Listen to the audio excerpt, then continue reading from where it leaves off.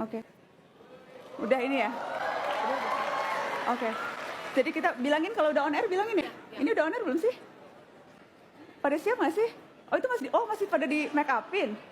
Masih siap-siap? Oke. Udah tahu kan ya kita mau mulai bentar lagi? Jauh nggak jaraknya?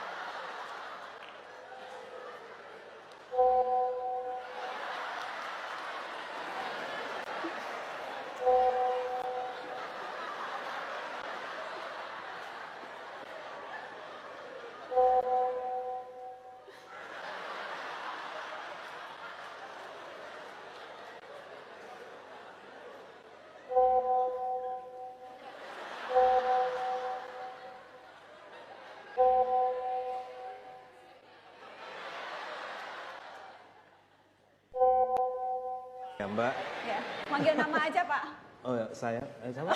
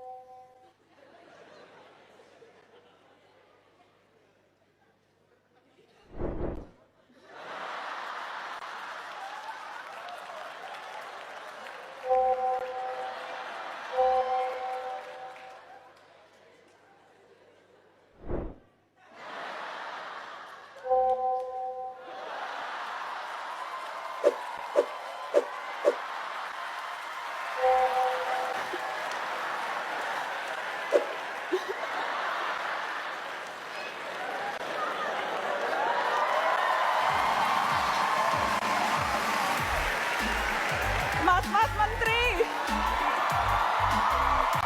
Ke depan sini dong Mas Menteri.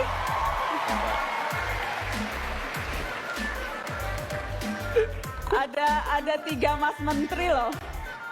Mas Menteri Mas Menteri Erik, Mas Menteri Tama, selamat malam. Malam. Malam. Jadi tadi seru banget chat-chatnya. Hah? Jadi yang paling deg-degan yang paling ujung ya? Enggak. Hah? Kayaknya mukanya beda ya? Iya.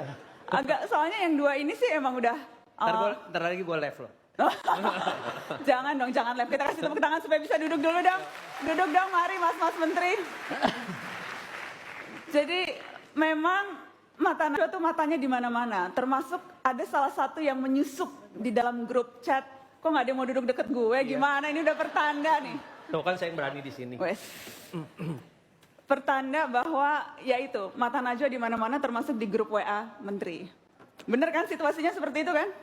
Tuh. Seberapa seru sih kabinet sekarang? Seru. Hah? Seru. Seru. Seru ya? Ini aja hampir telat. Iya. Kita berdua mesra. Tadi rapat ya? Rapat, Iya tadi rapat membahas sesuatu yang penting tapi demi mata Najwa datang meninggalkan rapat untuk menghibur dan untuk berbicara soal anak muda. tapi yang jelas kesamaan dari mas-mas menteri ini semuanya kan latar belakang pengusaha. Semuanya dulu pengusaha dan kini masuk birokrasi. Yang jelas kalau pengusaha punya potensi benturan kepentingan. Sudahkah itu terjadi dan dialami? Karena yang lagi ramai, saya mau menengok ke sebelah kanan. Wah, Waduh. Yang lagi ramai itu soal bayar SPP pakai GoPay. Benturan kepentingan ada, bagaimana menjelaskan itu Mas Nadiem? Anda belum pernah bicara soal itu, saya persilahkan menggunakan ini untuk berbicara. bukan Mbak Nana ada Aldi tadi di sini. Kok nggak ditanya? Kan nggak ngurusin SPP. Tapi itu sesuatu yang membuat jadi kikuk nggak sih isu-isu seperti itu? Oh, enggak, itu udah pastilah kita expect isu seperti itu. Itu kan nggak ada urusannya sama Kemendikbud sama sekali Mbak Nana.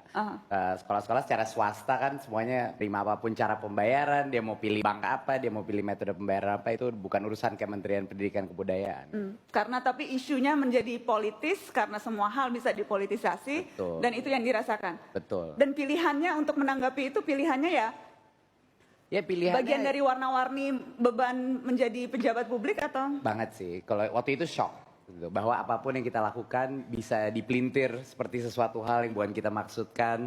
Dan memang itu yang bikin semarak di media dan lain-lain. Tapi ya lama-lama karena udah beberapa kali terjadi, kita juga ya lebih kalem aja sekarang gitu ya. Bahwa itu adalah bagian normal jadi menjadi figur menteri gitu. Tapi awalnya lumayan stres sih. Lumayan stres. Ya. Dan Tapi, butuh 4 bulan sekarang untuk bisa mengelola stres. iya. Sekarang meditasi lebih sering gitu. Main sama anak. Gitu. Jadi itu benar-benar yang menenangkan hati gitu lah. Tapi ujung-ujungnya nggak apa-apa kita sakit-sakitan, kita kejaga-jaga dan lain-lain. Karena dampak yang bisa dilakukan di dalam pendidikan itu adalah 10-20 tahun ke depan. Jadinya itu yang bikin Semangat. saya semangat terus gitu. Ya udahlah nggak apa-apa lah.